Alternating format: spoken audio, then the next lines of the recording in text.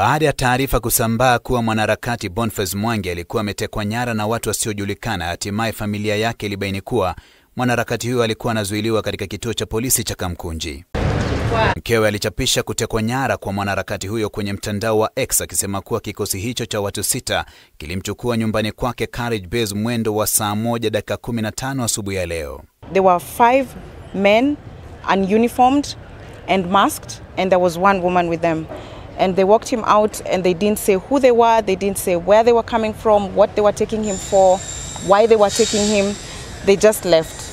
So, of course, just trying to find and locate. So I'm glad, with the help of LSK and friends and comrades, that we've been able to find where he is. And so we must reject continuously and ensure that this behavior stops. Because once they come taking people like this from their homes in front of my sons, he was at home with his sons. My son watched all this. What happens to children, our children as they're growing up, watching these things happening? Not knowing whether their father is going to come back home. Not knowing if he will even get to where he's going. Akizungumza katika kituo cha polisi cha Kamkunji alipokwenda kumwona Mwangi, Rais wa chama cha wanasheria nchini LSK Faith Ohiambo ametaka kusitishwa kwa ukiukaji wa haki za binadamu na badala yake mabadiliko yafanywe na idara husika ili kufanya kazi pamoja na wakenya, huku akiilaumu serikali kwa kukiuka katiba. It's quite unfortunate when he asked the reasons he was being picked up. There was no reason. They informed him that they were following orders. He was then taken to Nairobi area, then thereafter brought here. The unfortunate thing that we continue to see is picking up of citizens who are trying to exercise their freedom to picket, to exercise their constitutional rights without reasonable cause. Afisa mkuu mtendaji wa shirika lisilo la kiserikali la kutetea haki za binadamu Vocal Africa alikashifu serikali kufuatia visa vya utekaji nyara na kamata zilizokiuka katiba. Aidha, alidokeza kuwa Bonface Mwangi ameshtakiwa kwa makosa ya uchochezi wa vurugu na anatarajiwa kufikishwa mahakamani kesho.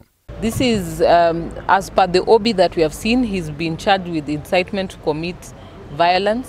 However, these are charges that he could have been summoned here to answer to any charges. He could have been called on a Monday so that if there's any charge, it's preferred he's immediately taken to court or he's granted bail terms. As the information we're receiving, he's just been held here, but he was arrested and charges have been preferred by the DCI. The Stanchart Marathon Occupy Stanchart Marathon was merely supposed to express the deteriorating situation in this country. In the last 1 week alone, over 7 women and girls have been killed.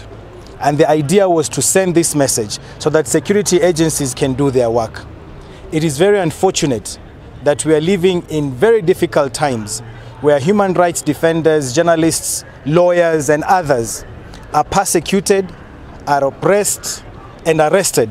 Wiki hii Bonface Mwangi alitumia mitandao yake ya kijamii kuhamasisha wakenya kuingilia kwa maandamano mbio hizo kwa kubeba bendera, mabango na kuvaa nguo zenye ujumbe wa kumpinga Rais Ruto. Alisema maandamano hayo yatakuwa ya kuwaenzi waathiriwa wa ukatili wa polisi katika maandamano ya hivi majuzi yaliyosababisha vifo vya zaidi ya watu 60. Aoko is missing. We can't confirm her whereabouts, but this is something that is in the public limelight. And again, we are asking anyone with any information to come forward. We have our team of lawyers, activists who are readily available to address any concerns. So we are asking the family to come forward, the friends to also come forward, so that we can ascertain her whereabouts. So we ask that whoever is holding her, that she should be released effective immediately. Let's not be a country that we live in intimidation or we live in fear. Kenya is our country, Kenya is our home. Let us fight to ensure that we uphold the rule of law. That Daniel Kitu, K24 Weekendi.